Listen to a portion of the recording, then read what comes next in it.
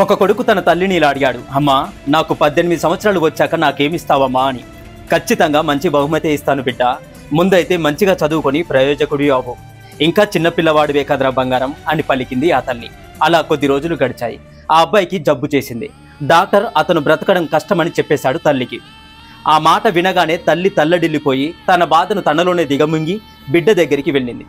అమ్మా నేను చనిపోతానా అమ్మా, నాకు జబ్బు నయం కాదా అమ్మా అని అడిగాడు కొడుకు.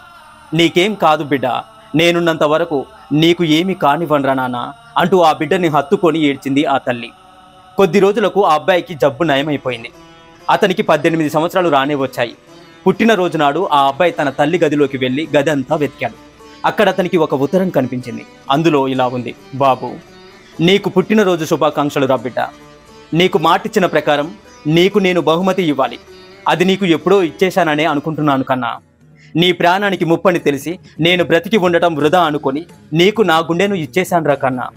నా హృదయాన్ని నీకు ఇచ్చేసి నీవు క్షేమంగా ఉండాలని దేవుణ్ణి ప్రార్థించాను బిడ్డ. నీ గుండెలోనే నేను ఉన్నాను రా నాన్న. ఇంతకంటే మంచి బహుమతి నీకు ఇవ్వడానికి నా దగ్గర ఏమీ లేని పేదరాలినే కన్నా. నీవు సంతోషంగా ఉండటానికి, నిన్ను బ్రతికించుకోవడానికి నాకు వేరే మార్గం దొరకలేదు బిడ్డ అని ఆ ఉత్తరంలో రాసింది ఆ కన్న తల్లి. తన తల్లి ఏదో ప్రమాదంలో చనిపోయిందనుకుంటున్న ఆ కొడుకు ఆ తల్లి తన కోసం తన గుండెను దానం చేసిందన్న సంగతి తెలుసుకొని గుండె పగిలేలా ఏడ్చాడు. అమ్మా నాకు ఎన్ని జన్మలెత్తినా నీవే తల్లిగా కావాలని ఆ పరమాత్మను కోరుకుంటున్నాను తల్లి. నా గుండెలోనే నీవు నా దేవతగా నేను బ్రతికున్నంత కాలం నిన్ను పూజిస్తూనే ఉంటానమ్మా అంటూ ఆ అమ్మ ఇచ్చిన గొప్ప బహుమతిని ఆ గుండెను చేతితో తడుముకుంటూ విలవిలలాడిపోయాడు ఆ కొడుకు.